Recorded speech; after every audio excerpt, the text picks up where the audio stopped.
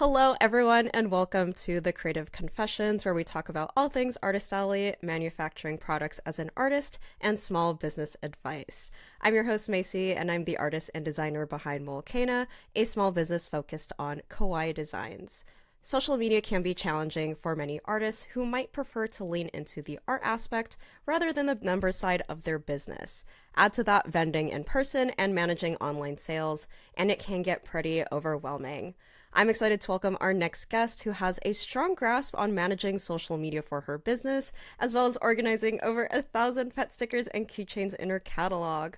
Without further ado, I'm excited to welcome Cloris, better known as Cloris Creates. Hi! Thank you for having me, Macy. I'm such a fan and I've loved this podcast. I've been watching every episode like the day they come out. Thank you. Thank you for being here. I was you were on the list and everything. I was like, I have to reach out to Cloris because it'll be so good. So I'd love to start out with sharing a little bit about yourself and how you started Cloris Creates. So I'm Cloris of Cloris Creates. I'm the artist and the business owner behind it. I have over 1,000 different animal keychains and stickers. We have pets and wildlife, and I drew every single design myself. This kind of started out of a passion for drawing animals. They've always been my favorite subject to draw ever since I was little. And I was just drawing and posting them on social media for fun, and it got a lot of attention. People asked me to do commissions for them, and eventually I just monetized it by turning it into a product. So what did you do before Cloris Creates? Before this, I considered myself a freelancer. So I was doing all kinds of random creative work, from graphic design to commissions. I did some mural painting. It was like a mix of anything that I could find, basically. I didn't know what I really wanted to do, but I knew I wanted to do something creative. So then it wasn't that big of a transition, or I guess a big of a difference from what you did prior to Cloris Creates and now. I would say it's really different because what I had to draw was really different. Before, it was more like poster design. I did logo design. I wasn't great at it, but I still found work. And even before that, I was an SAT tutor and a server at a Japanese restaurant. So very different fields of work there. Do you currently do Cloris Creates full time? Yeah, it's my full time. I basically started doing full time in 2020. Fortunately and unfortunately, when the lockdown happened, all my other freelance work just came to a halt. And I had opened my Etsy shop literally a week before lockdowns happened. So it was I had to make it work. I had no other choice. But I think that was actually a way to motivate me to make it work. Oh, dang. It's just the timing of everything. I got really lucky. As of now, are you doing everything yourself, or do you have someone working with you when it comes to drawing and fulfillment and social media and all of that? I would say I'm still doing 90% of it myself, but my brother started working for me last summer and it's been a huge help. That's good, because you have a lot of stuff. Just with so many designs, every little individual task just takes so long. Restocking, if I had to reorganize any of these, or I moved recently and having to set up these bins up here, that took forever too. Every little task, it just takes so long because we're working with small products and so many of them. Since your brother works for you, I guess maybe you did touch on this a little bit, but what are some of the tasks that you give him, and how do you choose which ones to delegate versus what you do? I'm still kind of learning this. I struggle to trust someone else with my business, my baby that I grew from absolutely nothing. I have a hard time believing that someone else will treat my business with the same love and care that I do. So the tasks that I delegate to him are the ones that I feel my time could be better spent doing something else. He packs the orders, but it'd be a better use of my time to be generating those orders by creating content or doing live streams, which I started doing recently. I don't necessarily need to be doing every aspect of the business, but that took me a long time to learn. I think a lot of small businesses can't agree. It's just hard for us to trust someone else with our businesses. Yeah, I still do all of the creative work. So I do all the drawing, I do all the content creation. He only works for me part-time right now, so it's 3 or 4 days a week, depending on how busy it is. And so I do still have to do a lot of the tasks. I have to figure out how to prioritize which tasks to give him to. I feel like we've talked about this before with learning how to let go of some of the responsibilities, even if it's something as minor as putting together an order. I feel like everyone can do that, but sometimes you feel like, oh, like I'm really good at this. And even like for me, I just recently last year was able to let go of grading pins and bags because I thought like, oh, I'm really good at grading bags. But you know what? Now that I let it go, I'm like, I never want to grade a single bag ever again. So it's nice having that freedom of, oh, just letting go of some things and then using that time into prioritizing other things that are more important or some things that only you can do in the business. Do you ever feel like it's actually better for other people to grade your stuff because they don't look at it as carefully as you do?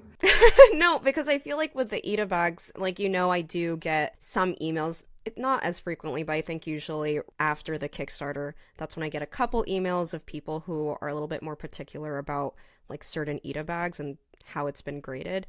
And I feel like for me, I think what drove me crazy was being very particular on like certain aspects of the Ita bags when it's like totally fine. And I feel like when I let that go and I have my friends grade it for me, my sanity is there. And I feel like because they're more detached to the design versus like how you are with your products, I feel like they can grade it a little bit separated. I don't know the exact term, but I think after a while though, sometimes they have to take a break because then they're very particular and they're asking me like, oh, like, does this qualify as a B grade? And I'm like, I don't even know what you're pointing at. I think it's fine. Like, if there's a problem, they'll email me. Moving on to the topic of social media, obviously you're very active on it. Which social media platforms do you post on? Currently, I mainly post on TikTok and Instagram. I'm trying to post some reels on YouTube too. I just started posting them this week, but it's so hard because there are different requirements on each platform. Like the reels have to be under a minute, but then on TikTok, it has to be at least 1 minute to monetize. And then it's hard to take one piece of content and post it in all three places.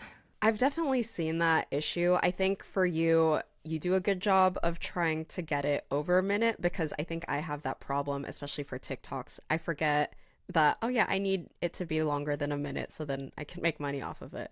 But I think for me, I just need to be more consistent with posting. And I think that's why I just post regardless of how long it is, if it's a minute or like a minute or longer. This is very general, but can you guide me from beginning to end on the typical process of you making your post? And again, it could be like briefly vague. So I use Notion. I have like this content calendar because I decided a couple of months ago I really wanted to be consistent on social media because it makes a huge difference in my business, especially because I'm not doing as many events anymore. I usually dedicate 1 to 2 days a week to film and edit everything for that week. But if I know I'm going to be busy, like with the market season coming up, or like if I was going on a vacation, I would try to stockpile and like plan ahead and have content to post even if I'm going to be busy. I rarely repost anything, but I do sometimes take the same concept and re-edit it into like using newer clips. Anytime I come up with an idea too, I write it down in that Notion calendar. I can just pull from that if I can't think of anything. That's also what I struggle on. I think I need to be able to stockpile that content because I see, like, especially when you're about to go on vacation, you have so many videos like lined up and it motivates me to be more like that because I am not good at stockpiling content. I think I try to do that and it's just I burn myself out later on. But I do want to be more consistent like that. I think the only reason I'm able to do it is because I see such a difference when I post and don't post for a long time. Because like maybe last year or 2 years ago, there was like a huge gap in months. It was during the summer market season when I just didn't post because I couldn't keep up with everything. And I was fine with that because I was at the markets like making money anyways. So I'm like, it's okay if my online sales are kind of slow. I never want to rely on just one source of income. So I want to continue giving attention to both areas. My main sources of income would be the markets and online. Which social media platform would you say requires the most effort to grow of the ones that you're on? Instagram is really hard for me to grow on. I've been on Instagram since I started, and the growth has been kind of slow compared to TikTok. I've developed a really close-knit community and very loyal followers on Instagram because they've seen me grow for so many years. I think TikTok is actually harder when you first start out because I call it like a snowball effect. It just takes one video for your whole business to blow up. It is slow until you get to that point, and it's kind of unexpected. When it happened for me, it was kind of a random video that blew up, and from there it just never went back. TikTok is easier to grow out of nowhere versus Instagram. For me, it's harder to reach new audiences.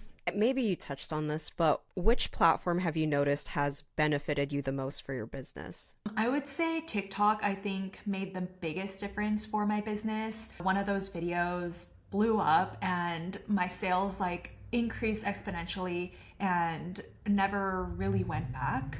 I recently started doing TikTok lives. I started maybe 3 weeks ago, and that's made a huge difference too. If you're not on TikTok lives, highly recommend it. I know it's intimidating because you are live on camera, but I don't even put my face on camera.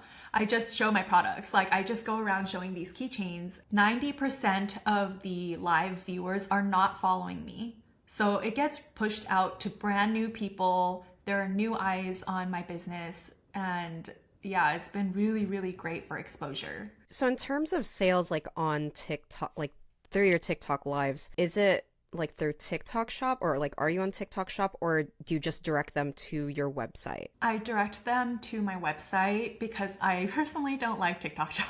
I've heard some horror stories with TikTok Shop. And honestly, when I see a TikTok Shop ad, I just scroll past, and I don't want to be one of those. I don't want to contribute to the problem. So, especially because I'm marketing my product on TikTok, they ask why I don't open a TikTok Shop, and I have to explain that every time. I heard from Ji-yoon that there is a 3-day shipping window or something, and that just doesn't work for me if I'm going to be traveling a lot for events, and I don't want that limit put on me. So for your TikTok lives, you did say you just show your keychain. So do you just show it's this keychain, or how do you conduct your TikTok lives, really? It was really overwhelming. I set it up so people could name their favorite animal or their pets, and I would show the keychain. But the thing is, that's something that's really easy to comment. So people will spam that or name a bunch of animals. There's a lot of engagement going on, and I think that contributes to it getting pushed out to more people too. I normally can't keep up with every single comment. So I've been trying to do it at different times of day too, because I'm trying to see which time of day has more people. And sometimes I want it to be a little bit slower too, so I can get to more comments. Because you recommended it, I do want to try doing TikTok lives at one point. I think I did think oh, do I have to show my face? But since you brought up that you aren't even showing your face, it kind of makes me feel a little bit better with not doing so. But I think I was just worried that, what if no one is on the live? I don't know how I would engage with the comments in that way. But that's probably something I have to think about when doing TikTok lives. So I think you should still try it. I tried IG live, and that was a lot slower than TikTok because on Instagram, it only pushes it out to your followers and not someone's explore page. And so it was very slow, and I felt like I had to hold the conversation with myself for an hour straight. That was really rough as someone who's very introverted and doesn't normally talk. But I think it's really good practice. You have to start somewhere. I did try doing one TikTok live with my face. I was just working on my market signs, and I was just chatting and answering questions. That definitely was a lot slower than when I was showing the keychains, but anytime someone wasn't asking questions, I just went back to doing what I was working on, and eventually someone would ask a question. If you find a way to keep busy, you don't have to talk the whole time. When I first start the live, it takes a couple of minutes for it to pick up. And during those first few minutes, I just scan across the different keychains so that people kind of get an idea of what I'm showing. Maybe I'll start it next week. Yeah, I highly recommend it. TikTok is so good at pushing your stuff out to the right people. If they push your stuff out to the anime crowd, you basically hit the jackpot. That's your niche. TikTok lives really boost your engagement in your other videos too, because people will go to your profile while you're on the live. So I noticed that all of my other videos are posted around the time that I'm doing the live also get a lot more views. What's an underrated tip you found helpful when growing your social media presence? I had to really think about this one because everyone just says post consistently, right? It's even more important to post consistently if one of your videos is blowing up. Like we were talking about before, it could totally happen out of nowhere, sometimes to a completely random video. But when it's happening, you have to drop everything, make social media your job, like your main priority. Keep posting, because if one of your videos is blowing up, there's going to be a lot of traction going to your page, and all the other videos surrounding it, like during the lives, will also be getting a lot of views, and sometimes that snowballs into multiple videos blowing up.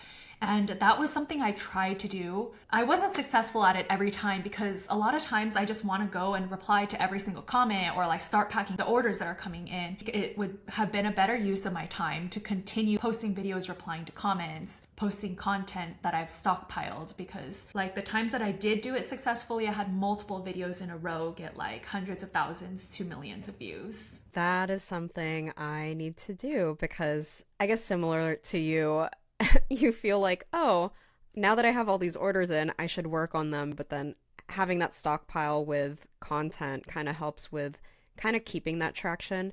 And especially if they just followed you, at least like in the case of like, let's say Instagram, usually when you just follow someone on Instagram, you'll see them like every day for like several days. Like you'll see even like their oldest content for like several days, and really taking advantage of that really helps. Yeah. And sometimes I feel like with my personal account, just because I don't really follow a lot of people, if I just follow like one new account, like that's all I'm going to see on my timeline. So since you do all of your content, like with recording, doing the live, social media and posting, have you considered like outsourcing your social media management, like at any point? Like I've thought about it. The more I've done content creation, the more I started to enjoy it. There are some days I'm actually in the mood for it. It's just another form of creation. And at first it was a burden because I didn't know how to edit. I didn't know the trends. I didn't know, like, I was really bad at being on camera. I got a lot better at it. And so now I kind of enjoy it. So I don't see myself outsourcing this task. Maybe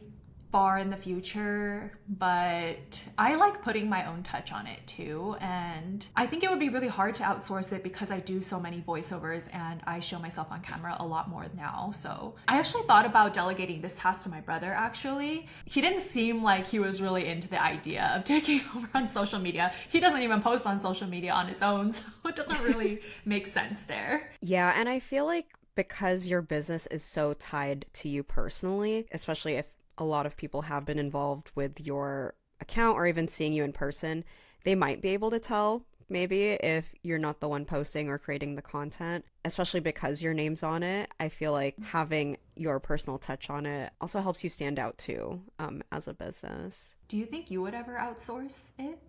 I also like social media.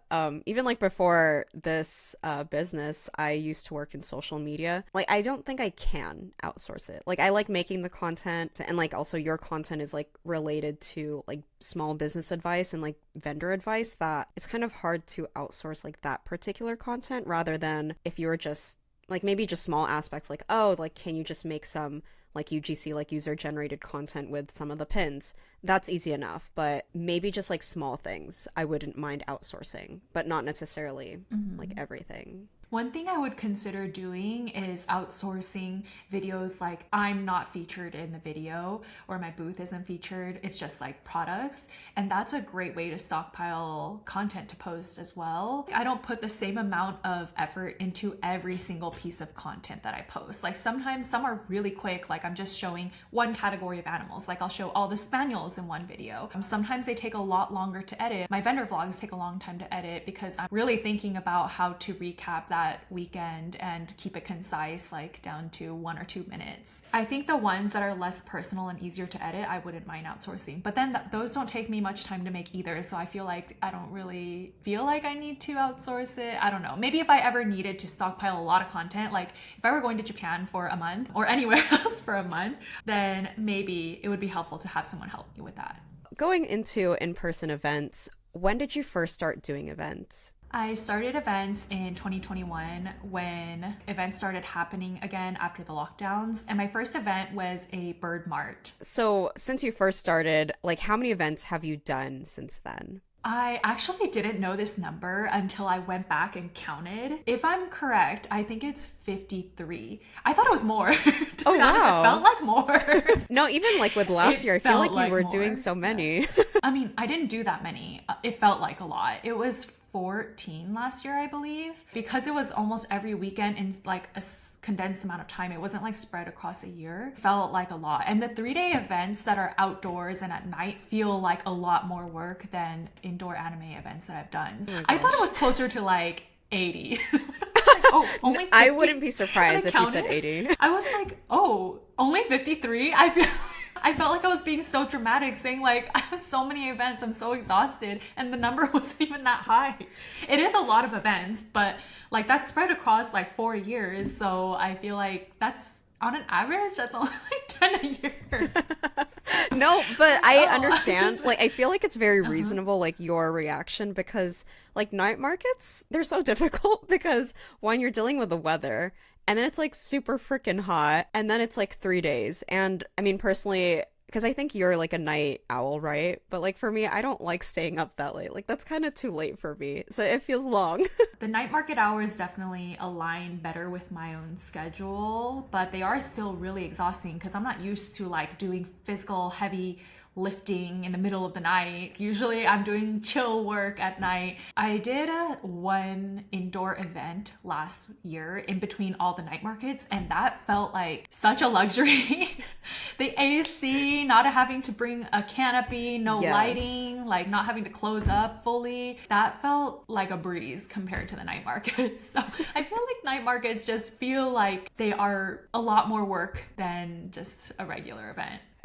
I feel that way. Like, I think last year I realized I think I did more night markets than I did like conventions. And then when I got back to doing conventions, I'm like, this is so nice. Like, the table's already set up. You just have to put your stuff there and then you go. You did so many night markets last year. I did You, way you were too at like many that almost I should have. everyone. But I feel like you need to have that period of like figuring out what works best too, because you wouldn't have known like which night markets were good for you until you tried it. Night markets aren't for everyone. They're really rough and not every business will be successful at them too. Out of all of the events, I feel like you might have answered this, but which one would you say was your most successful? In general, night markets are my best by far.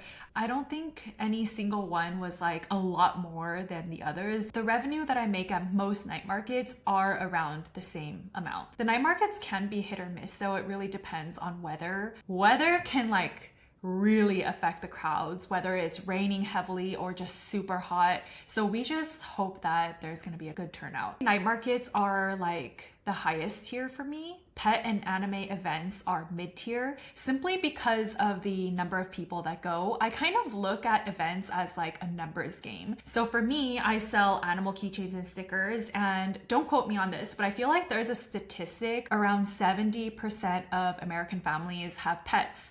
If we think that the general attendance at these night markets represents the American population, then 70% of 100,000 people is still a higher number than 10,000 people at a pet expo. Even though my niche is animals, I do way better at night markets than I do at pet and anime events.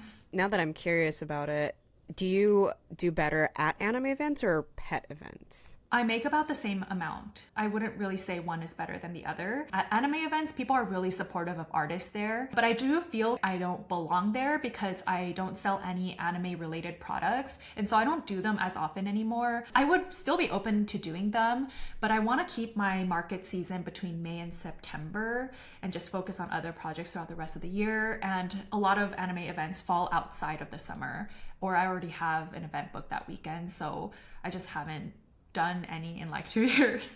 I like pet events because they're really good for networking. I like to show up and be present in the community, meeting other vendors and just learning more about the animals that I'm representing in my artwork. They're really fun too. Like, I would go to pet events for fun, I keep them in my rotation of events, even though I don't make as much as I do at night markets, because I think it's really important to network in the niche that I'm in. So I guess now that you have an idea of what events work best for you, how do you decide if an event is worth vending at again if the revenue wasn't like amazing or what you expected, so to say? I try to consider why the revenue may not have been amazing. Like if it was the weather, then yeah, I'd be down to sign up again, because maybe the next year the weather won't be as bad. In 2022, I did all kinds of events. Like I did local festivals, I did the food festivals, pet events, anime events, I did LA Comic Con, craft fairs, and the high energy, fast paced environments work best for my products. At craft fairs,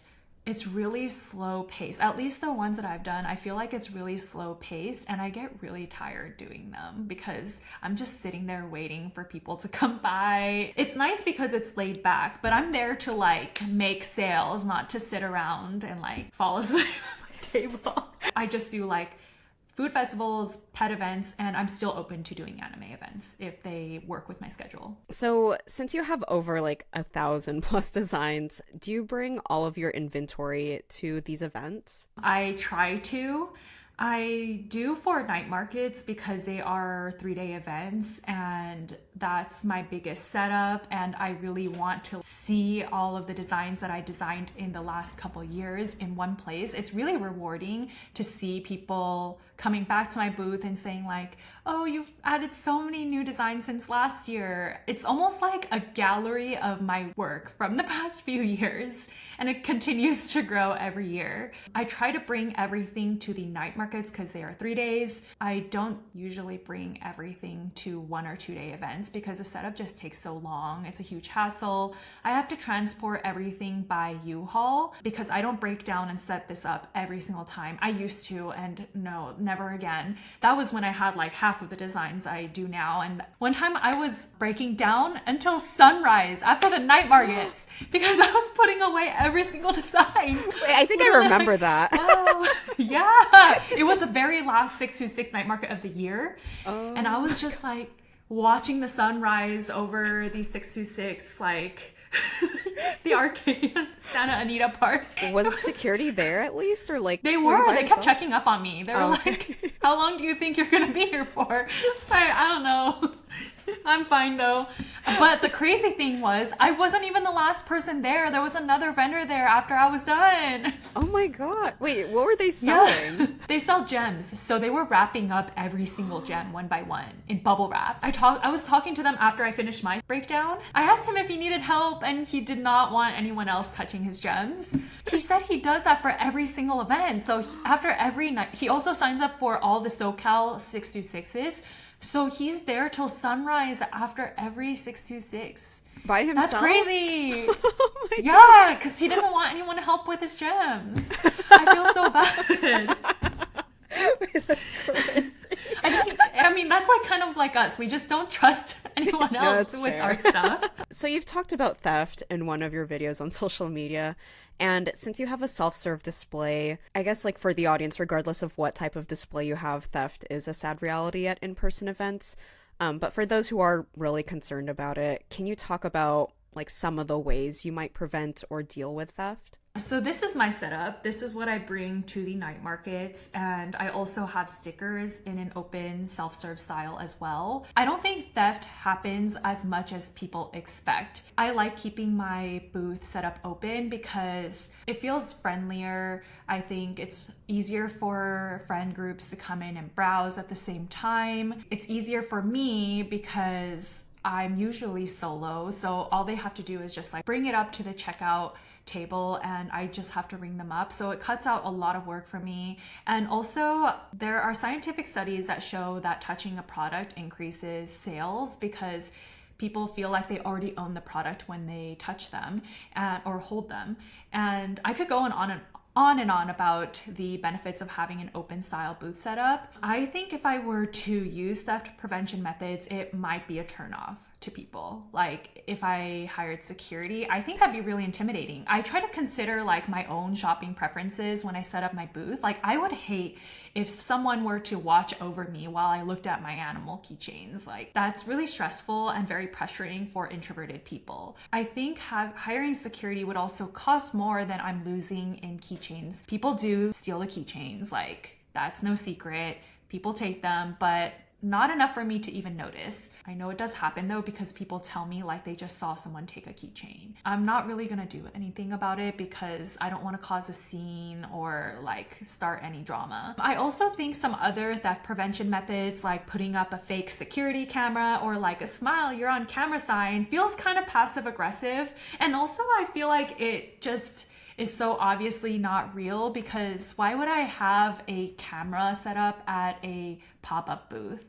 I don't know. I feel like that doesn't make sense. I wouldn't even think that was real if I were to see one in someone's booth. Those are things that people have suggested so many times to me, but I really don't think it would make enough of a difference for me to want to invest in that. Yeah, and I can't think of any other alternative way of displaying all of your product when you have so many. Well, I mean, first of all, like it wouldn't make sense if it was like, I guess like a menu style. Like how would you go through all of those keychains and stickers and then gather it for like each person? Same thing like what you said, but the benefits outweigh like all of the things that you're gonna have to deal with if someone does decide to steal. Like they're not stealing as much as how much you're currently making with your current setup. The other thing is, if everything were on, like I put out like one sample of each design, I feel like as an introvert I would feel really bad having to ask for one design and like, or multiple designs to kind of compare them next to each other, and I would feel so bad like changing my mind,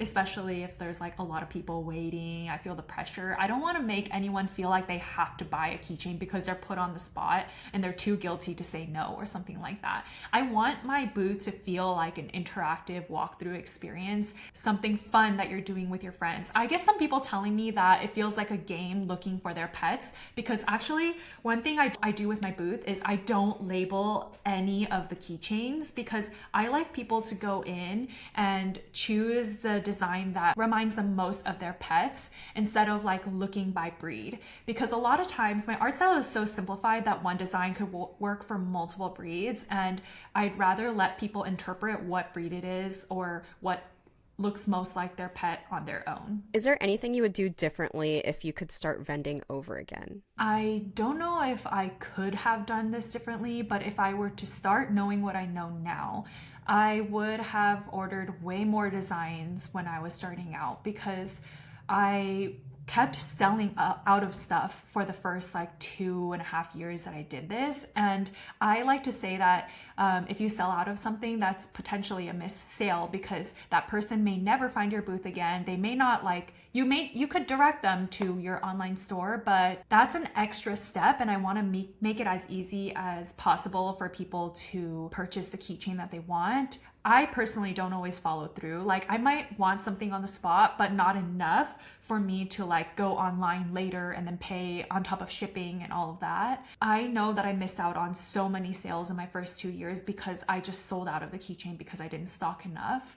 And now the goal is to never sell out. So I actually stock as much as I can bring to these events, because I don't want to miss out on potential customers, especially because like with the nature of pet keychains, I feel like it's very easy to get returning customers, because if they like their keychain, they may want to buy like their friends' pets for their friends' birthdays, or like their family's pets, or if they get another pet, they might want another keychain to go with their original one. So I feel like returning customers are really important too. So it's not just that first sale that's missed, it's potentially even more down the line too. Since you said this happened more so like within your first couple years of vending, would you say like what stopped you from ordering more? Was it just not being able to sell it out? But I feel like since you already had that pattern of selling it out, like there's still a demand for it. Or is it just, was it finances that kind of like prevented you from, I guess, like ordering like, let's say 200 instead of 100 units? It was definitely the fear of not being able to sell out. I think it took me a couple years to develop that confidence in my business that I would sell out, because when I first started vending, I Also was around the time I first started making keychains, and I didn't know how many people would even want them or even like my art. I wasn't very confident about my art when I started. I was actually shocked by how many people purchased from me. I thought it was gonna be like, I don't know, I just didn't expect that turnout. So I was really scared to invest in more stock, and I think it took years of doing these events and knowing people keep coming back to my booth to have the confidence to stock more. And also because I have so many designs, so I actually started with stickers first, and by the time I was making keychains, I had already drawn like maybe 300 or 400 designs for stickers. It was hard for me to stock every single one of those keychains when I first started because I didn't know what would sell and what wouldn't. And so I just started with a small amount, and then everything I made, I just kept going, reinvesting back into stocking more and more inventory. I wouldn't have been able to stock this many in the beginning, but I would have stocked more of what I did have. So I think I would have like focused less on range and just more on like more popular breeds like Huskies, German Shepherds, things like that. I know like last year we kind of talked about this with, oh, what if you had your brother proxy for a night market, let's say, and then if you were the one to travel, now that it's been a year, like would you be willing to do that? It's really hard for me because I really like showing up at these events to represent my brand, all the designs that I created. I feel like I was listening to Gary's interview last night, and like he was talking about how sometimes you see like the artwork and the person selling the artwork and there's like a mismatch. I feel like if my brother were selling these keychains, no offense to him, but I feel like it would look like he's a reseller. Like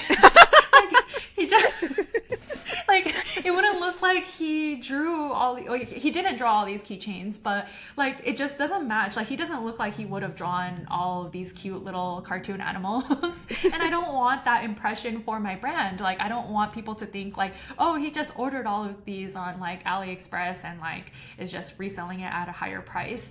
And I also know that a lot of people have found me through the night markets and they come back to like chat with me every year, and I would feel so bad missing out on those connections and the conversations. And the night markets are my favorite events too, so like I like being at them, but I also want to like travel for events. It's really hard to find that balance. We'll see. Maybe I'll have to like cut back on night markets in order to like try other events. And also I wouldn't necessarily want to send him to an event out of state that I have never been to myself either. I've never even done Artist Alley before, so I don't know how I would teach him how to set up an Artist Alley display when I have never done it myself. And he doesn't really like go to anime events or anything. So it's something that I would have to try out before I delegate that to him. And also I don't think he can do the night markets on his own. I'd have to hire like even more people. It's a lot to do on your own. I usually do the night markets solo. I think it's okay for me because I know all of my designs. So I'm like familiar with everything, all the designs, where everything is. But for someone like an outsider to like help out, it's a really daunting task, I think. Because also with the nature of my business, people ask a lot like, do you have this breed? Because they're trying to find their pet, and not everyone can just go and point out like, oh, this one's the Shih Tzu, because my art style is so simplified. Even if you know dog breeds, like a lot of designs could work as a Shih Tzu. This is another issue with having so many designs. It's really hard to just like have someone like come in and help out because they have to like learn all the designs too. Everything's super organized in my office. Like every single one is labeled, so you are able to pack orders if you don't know all the designs, but it takes way longer because you have to search for everything. I wanted to ask some questions on inventory, but I feel like there would be so many questions that I thought, you know what, I'll just have Cloris on for another episode after all the night markets. I would love to be. Yeah, I would love to. Honestly, I'm down anytime. Like right now, I've just been prepping for events for so many weeks in a row that this is really refreshing, just doing something else. I don't like doing one task for a really, really long time because I don't want to get sick of it. So I do switch up my tasks a lot. I can draw for a really long time, but I don't draw all day because I don't want to be burnt out from drawing and then like not want to draw for a long time. So I do try to stay hungry and just do a little bit of everything at a time. It makes me want to go back to working on that task like the next day or the next time I am able to get back to it. Yeah, I like that you pointed that out because it's so easy to get burnt out, especially, yeah, like with you, you have so many designs, and I know you've been working on so many like new designs on top of what you're currently making right now. And I feel like having that like little break in between while you're still like hungry to continue creating kind of helps you not get burnt out because you're still craving it. And that means like, oh, the next time you actually start working on it, you still enjoy doing it and it's not as much of a burden. I'm in a really drawing heavy era. I've been really wanting to draw. I wish I had more time to draw, but right now my markets are going to be priority because my first one of the year is coming up in like 3 days. Oh my God.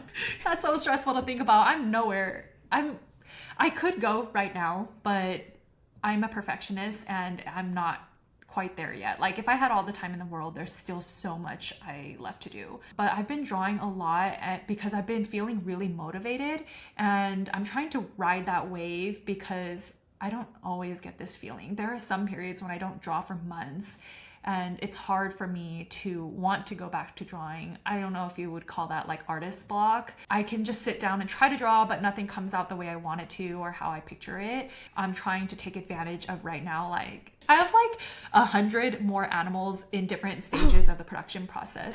Probably like, actually, I would say like closer to 150. Oh my God, I know.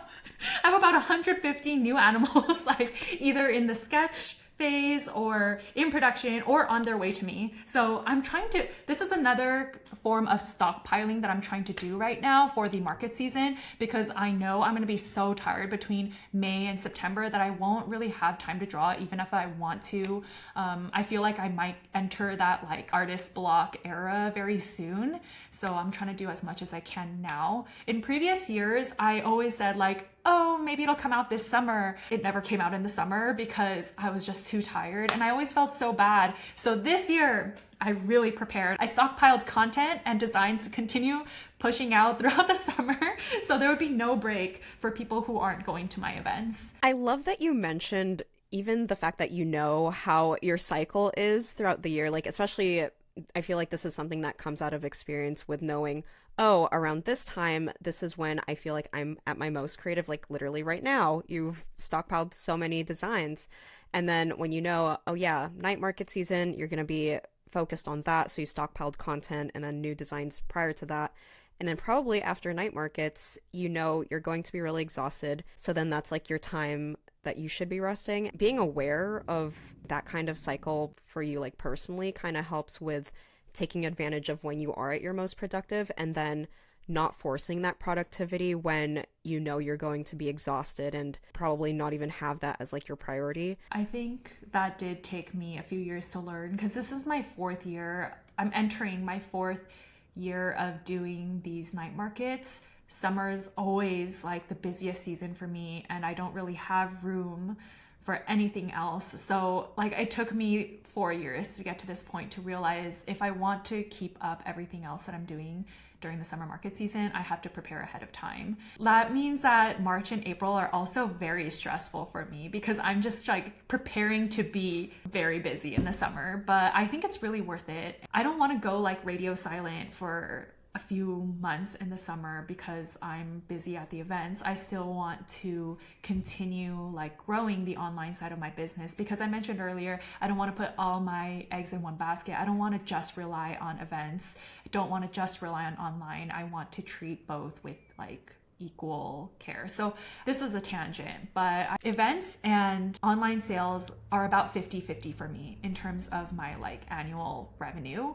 I think that's a reflection of how I've tried to treat them. And also coincidentally, half of the year is night market. So it's like April is preparation and then May through September are the night market. So that's already like 6 months. The other 6 months I focus on other projects and growing online. So I feel like it reflects pretty equally, like 50-50. As of now, do you like having that 50-50 aspect or do you eventually want it to be like maybe 60 or 70% online and then 30% like conventions? Like, do you ever see yourself reducing the number of in-person events that you do, or do you like the rate at which you're going for selling in person? It's hard to say because I know I can't do events forever. They're very physically exhausting, and like the older I get, I feel like I can't keep up with this anymore. I think the hours are getting harder and harder on me each year, and I'm not even that old.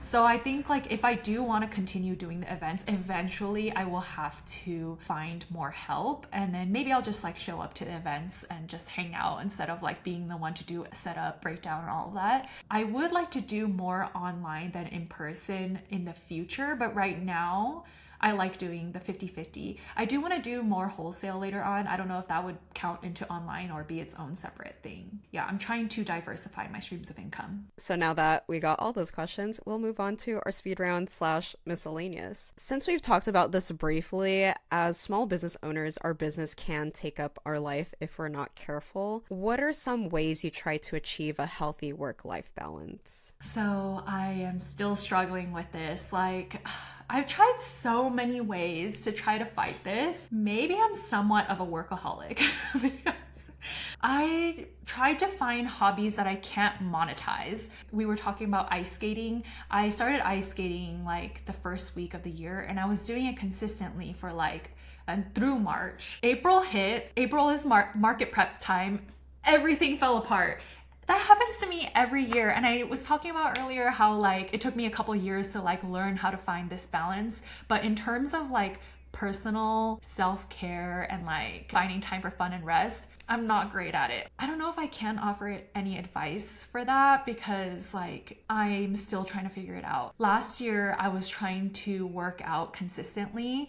And I did again, January through March. April, everything fell apart. It's just when I get really stressed, I drop everything else and I just focus on work.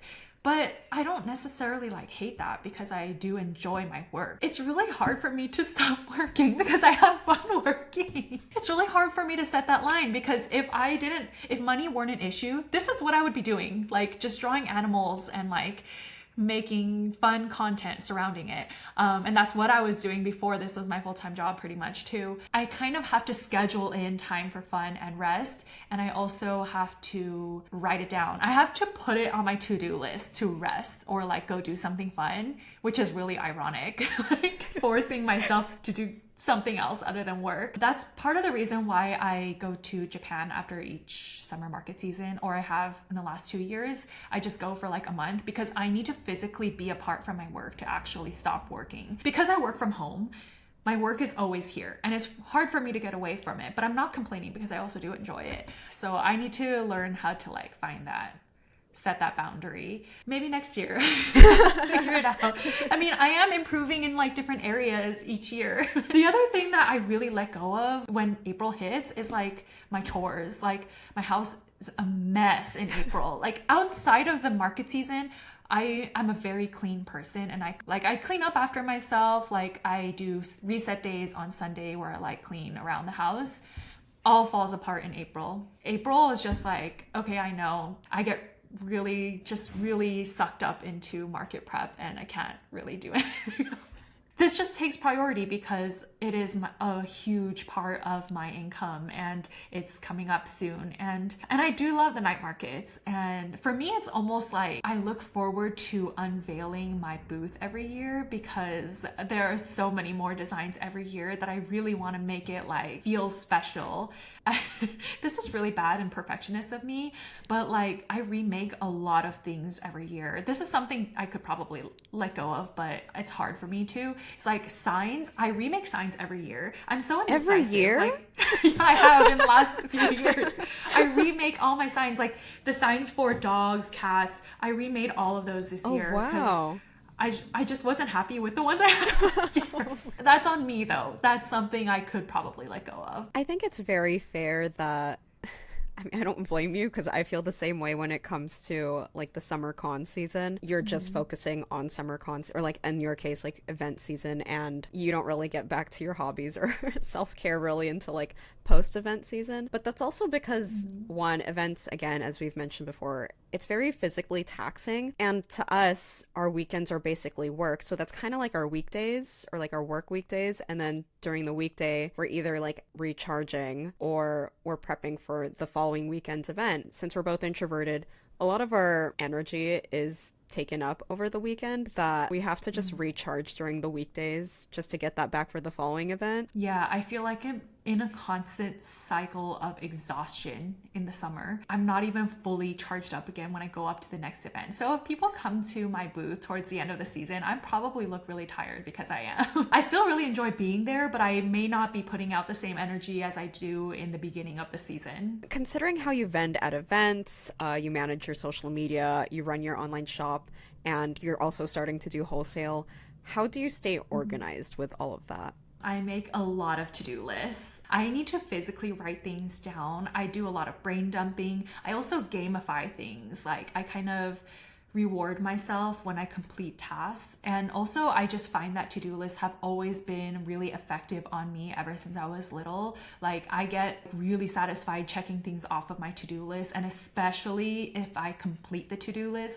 I actually rarely complete my to-do list because I give myself too many tasks. But yeah, I think to-do lists just really help. I'll usually like make a general list of what I want to do that week, and then I like the night before at night, I make a daily to-do list for the next day, and I'm pretty good at staying on track for those. But sometimes I do like go off track if I really feel like doing something. Like if I really feel like drawing, then I will draw for the day because I want to ride that wave of like the motivation to do something. Yeah, I've learned about myself that it helps having like a general to-do list and just try to keep it short, because same thing here, I don't always complete my to-do list.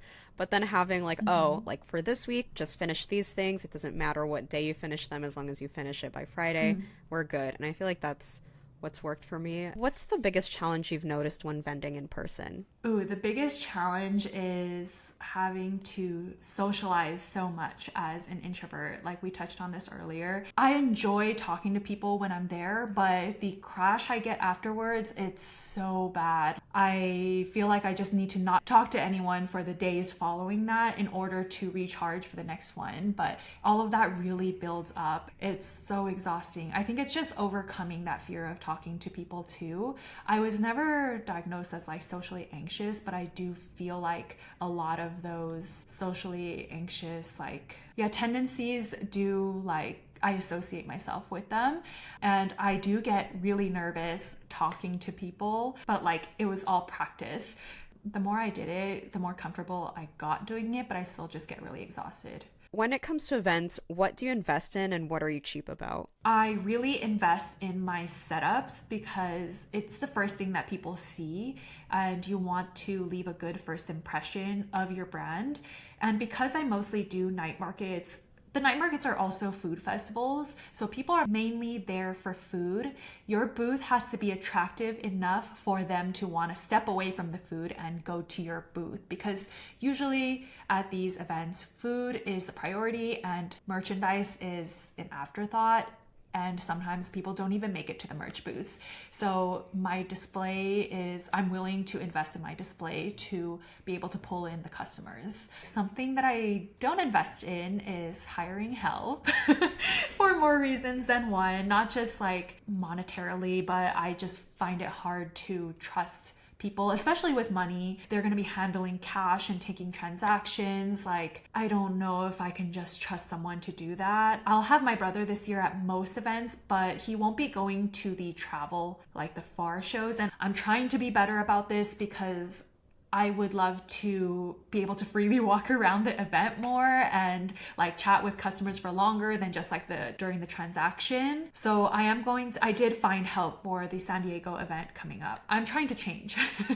So in the past, I was very cheap about help, but trying to work on that. What's your controversial event opinion, if you have one? I think you shouldn't be cheap about business cards. A lot of people in Artist Alley, from my experience walking around, they don't give out business cards, or you have to ask for one, or it's a QR code. But I really think that that's a missed opportunity. Business cards are really cheap to produce, and I think that's another form of marketing, because when I buy things in Artist Alley, I usually throw them all into one bag and I kind of forget who I purchase things from unless there are business cards packed in with those items.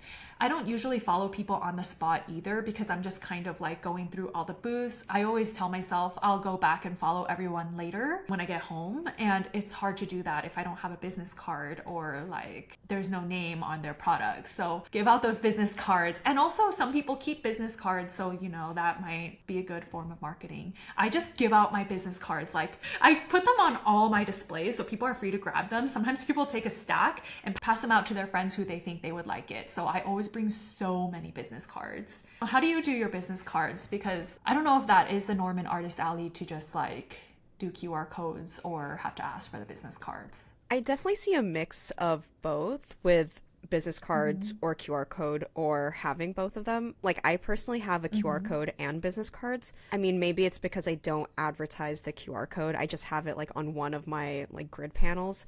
A lot of people are more likely to get a business card, and maybe they'll take a photo of like the QR code. I don't know if they're actually scanning it. I have always considered like taking out business cards and just having the QR code, but because I've seen people grab the business card instead of the QR code, I kind of like stuck with it, even though, yeah, that's an extra, what, $40-$50 for like 1,000 business cards, but I've seen the benefits personally, and I don't mind having it. Yeah, I just like making it available if people want it. And sometimes people like me, I would be afraid to ask for one, and I don't want any barrier. My booth is very introvert friendly because I'm such an introvert that I want to make it a place that would be comfortable for introverts to shop. And so I try to put up a lot of signage, like a lot of people can do things without having to talk to me, basically.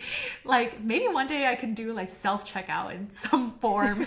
And then that way, like they don't even have to talk to me at the table if they don't want to. The other hot take is sometimes events are bad for reasons you can't control, but sometimes it is you.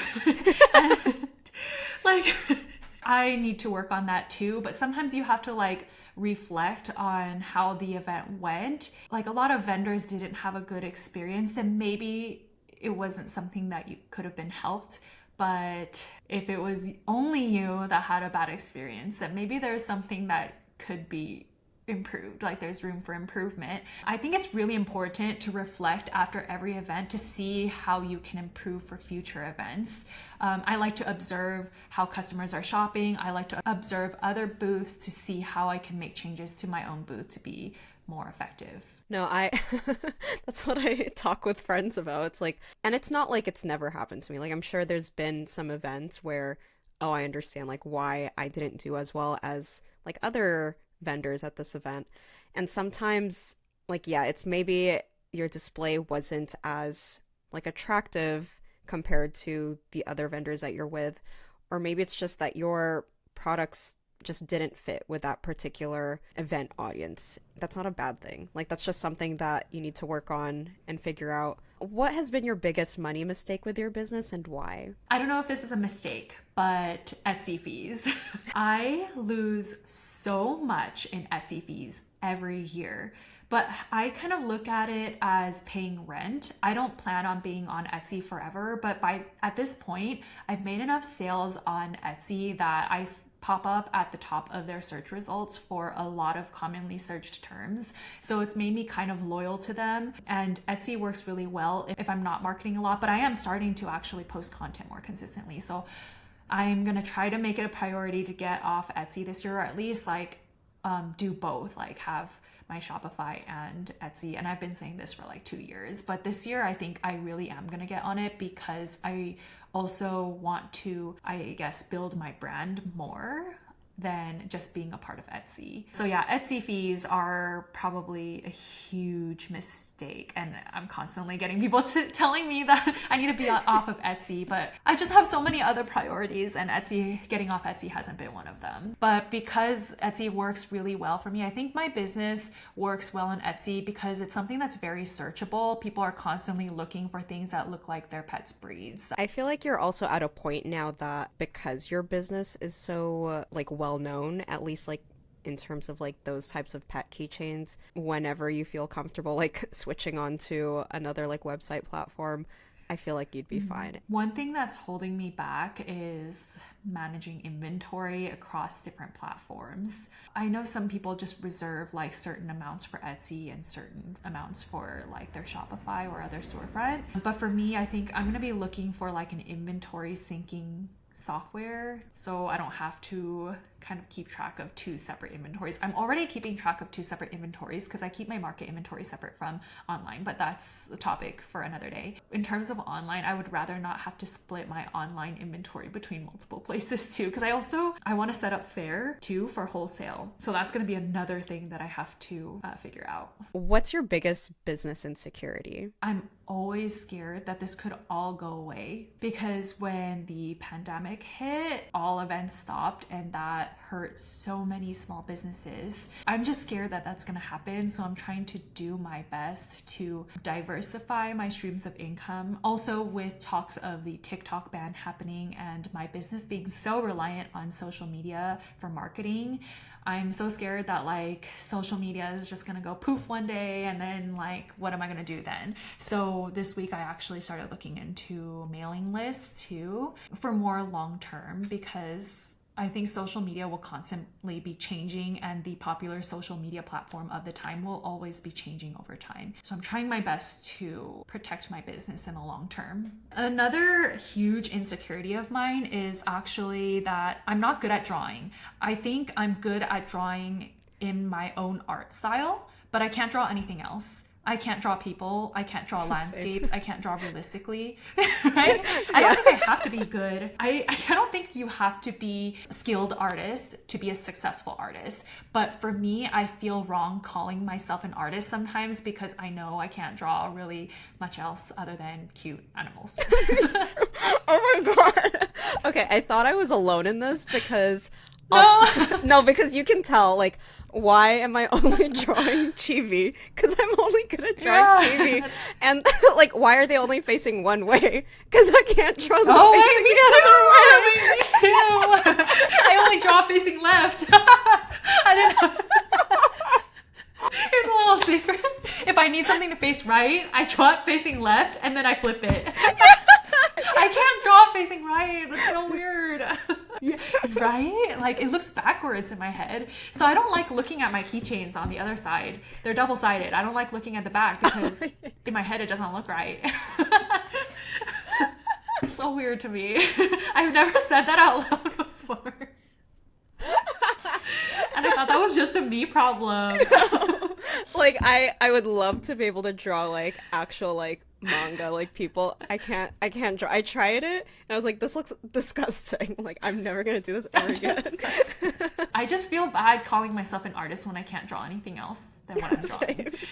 That's what it is. That's why I've considered this. I think if someone were to, like, ask me, like, oh, do you identify more as an artist or a business person? Mm-hmm. To be honest, I see myself more as a business person who just happens to be, like, good at one specific style of art. Sometimes I'm like, I would much rather just recycle my designs onto, like, another product. Maybe I'm just being lazy at that point, but, like, I don't want to draw something over again unless I, like, really like something. I think I'm just better at, like, designing products like Ita bags and whatnot rather than, like, being, like, an artist. That makes sense, though, because I did a Lunar New Year collection with all the zodiac animals, and there's a lot of overlap in the zodiac animals and my existing designs, and I didn't want to, like, have to redraw every single animal. A lot of them are very similar. Like, I kind of just like changed it up a little bit for the chicken. There's only so many ways I can picture drawing a chicken, and that's one of my insecurities. I feel like only draw one style.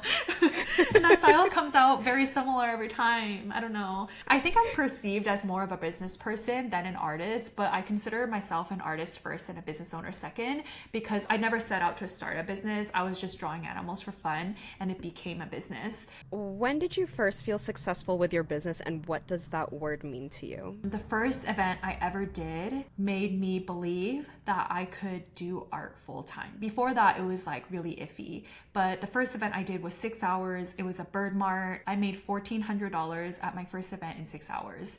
And that was enough to convince me I could go full time with this. So everything I made that day, I just like put it back into applying for more events and improving my setup, increasing my stock levels. And it's only grown since then. So I think that was the moment that I realized this was possible. On top of that, just seeing people's reactions to my artwork in person was so validating. It gave me so much confidence in my own art, because it's different when you just see comments online, because it's not, you don't see someone's face or their body language. But I love when people come into my booth and they're like, oh my gosh, this looks like my pet. Like, that's my favorite reaction, especially when they're like showing this pet to their friends and family. They're like, look, doesn't this look like Miso or something? That's another reason why I like doing events so much, is being able to interact and see people's reactions in person. It's so rewarding and reminds me why I do what I do. I especially love when people like they come to your booth and then they just leave, but then they bring like all of their friends and family, like, oh, like this is the one I was talking about. I'm like, oh, that like warms my heart. It means so much to me that they loved the art so much that they wanted to share it with other people too. Yeah, I remember like my first few events when people were like that, or they came to my event because like they've never heard of 626 OC, but they went because they knew I was going to be there. I remember I was like crying because I was like, this is so sweet. Like, why would anyone do this? I was like crying. That is so sweet. Yeah, I do get very emotional after the events. It's so overwhelming in a lot of ways. Exhausting, but just as rewarding. Are you working on any big projects or new products that you'd like to share? So something that I haven't really talked about online yet is I kind of want to finish making keychains this year. Like, I might be done adding new designs this year. Oh, wow. Yeah. Even though my whole business model has been keychains and stickers. The thing is, I moved a couple months ago and I have a lot more space, but with all the new designs I'm adding, I'm already almost running out of space again. I just moved. I do want to represent as many pets and animals as I can, but there is a point where I feel like I'm getting too specific or too niche, where only like 1 or 2 people would buy that design. And I feel like I'm nearing that point. I have a list of like the final few hundred designs that I want to do, and I can't really think of more than that. Not like 100% I'll never make another keychain, but by the time I finish those, I feel like I'll be getting too specific and too niche to be worthwhile to design something specific like that. And after that, I really want to work on another product line that's very different than what I have currently. I don't really want to talk about it yet because I haven't I started looking into it, but I haven't really worked on it yet, and I don't want to like put it out there just yet. Oh my gosh. But later this year I do want to work more on wholesale. For like whatever this next new product, is that going to be like your new project for like the next season, I'm assuming? I would say so. This new product is going to be very different. I can't really repurpose my designs. I can use them as reference, but it's going to be like completely different. So it's going to take a lot of time, but it's going to be like my main project probably for the next year after I'm done with keychains. But I also at the same time want to be like really want to grow wholesale of my keychains. So even though I'll be like done designing keychains, I'll still be selling them. Thank you so much, Cloris, for being a part of this. Where can our audience find you? It's gonna be Cloris Creates across all platforms. I mostly post on Instagram or TikTok. I'm trying to do a little bit more of YouTube, and also it's Cloris Creates on Etsy, but I am trying to branch off of Etsy, so keep an eye out for that in the future. Thank you again for joining us. I learned so much. Thank you for having me and for thinking of me. That means so much to me because I was such a huge fan of your work before meeting you too. I also think like before I met you, I was really nervous because I loved your work so much.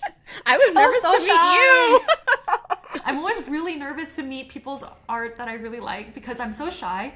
This is an overthinker thing, but I'm so shy that like I don't want to give off the wrong impression to people. But then I overthink that so much that I probably come up really nervous and anxious because I don't know. I was like that with Christy too. Dream Cream Co. Christy. Yeah. Like it took us a whole year of like vending at the same events before we said hi to each other, and we talked about it eventually, and we were both nervous to say hi to each other. And thank you to everyone listening in. I'll see you all in the next episode. Bye. Bye. Thank you, Macy.